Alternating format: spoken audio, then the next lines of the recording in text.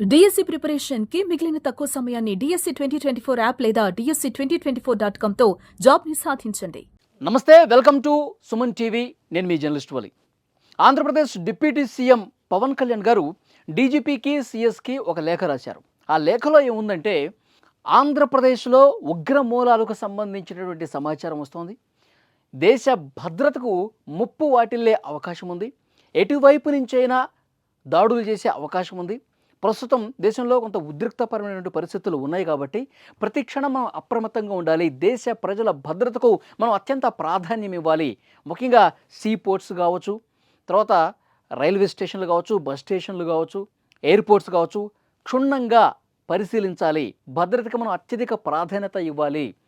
పాకిస్తాన్తో మనం ఆపరేషన్ సింధూర్ లాంటి చేశాం కాబట్టి అటువైపు నుంచి ఏ క్షణమైనా సరే ఉగ్రమూకలు విరుచుకుపడే అవకాశం ఉంది. దేశం మొత్తం అప్రమత్తంగా ఉంది. ఆంధ్రప్రదేశ్ కూడా నలువైపులా మనం భద్రతను కట్టుదిట్టంగా ఏర్పాటు చేసుకోవాల్సిన అవసరం ఉంది. దీని మీద ప్రత్యేకంగా దృష్టి పెట్టండి అని డిప్యూటీ సీఎం పవన్ కళ్యాణ్ గారు సిఎస్కి, డీజీపీకి లేఖ రాశారనమాట. ఆయన లేఖ రాయటానికి మరొక కారణం కూడా ఉంది. ఇటీవల విజయనగరం జిల్లాలో ఉగ్రమూకల జాడ కనిపించిందండి. విజయనగరం జిల్లాకు సంబంధించినటువంటి సిరాజ్ అనే వ్యక్తి, అలాగే హైదరాబాద్లో ఉన్నటువంటి సమీర్ అనే వ్యక్తి, వీళ్ళిద్దరూ కూడా హైదరాబాద్లో కలిశారు, మాట్లాడుకున్నారు ఉగ్ర దాడులకు సంబంధించి. ఎందుకంటే ఇన్స్టాగ్రామ్లో సౌదీ నుంచి ఐసీసీ హ్యాండ్లర్తో వాళ్ళకి ఆదేశాలు వచ్చాయి. అంటే మీరు ఏ విధంగా బాంబులు చుట్టాలో నేర్చుకోండి, అది నేర్చుకున్న తర్వాత ఎట్లా దాడి చేయాలి, ఎక్కడ దాడి చేయాలి అన్నీ కూడా మేము ఇన్స్ట్రక్షన్స్ ఇస్తామని చెప్పి వాళ్ళతో కాంటాక్ట్లో ఉన్నారు. దీన్ని ముందస్తుగానే మన నిఘా విభాగాలనేవి పట్టుకున్నాయి, పసిగట్టాయి, వీళ్ళని అరెస్ట్ చేశాయి. వీళ్ళే కాదు, వీళ్ళతో పాటు ఇంకొక నలుగురు ఇతర రాష్ట్రాలకు సంబంధించినటువంటి యువకులు కూడా ఉన్నారు. వీళ్ళు ఆరుగురు ఒక ముఠాగా ఏర్పడి ఒక 3 రోజుల పాటు హైదరాబాద్లో డిస్కస్ చేసుకున్నారంట. దీన్ని పసిగట్టేసినాయి.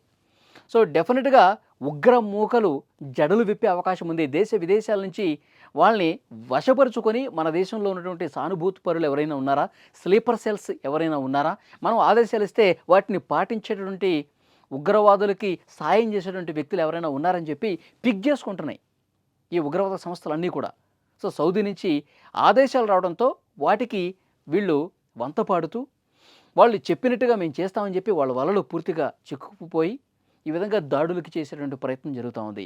సో ఇలాంటివి దేశంలో గతంలో జరిగినటువంటి అనుభవాలు ఉన్నాయి కాబట్టి ప్రతి ఒక్కరూ కూడా అప్రమత్తంగా ఉండాల్సిన అవసరం ఉందని చెప్పి అధికార యంత్రాంగానికి పవన్ కళ్యాణ్ గారు ఆదేశాలు ఇచ్చారు, లేఖలు రాశారు. మనం ప్రతిక్షణం ఒక కంట కనిపెడుతూ ఉండాలి.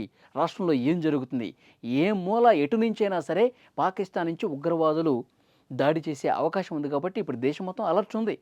సరిహద్దు ప్రాంతాల్లోనే కాదు, దేశం మొత్తం మెట్రో సిటీస్ని టార్గెట్ చేసినటువంటి చరిత్ర గతంలో కూడా ఉంది కదా.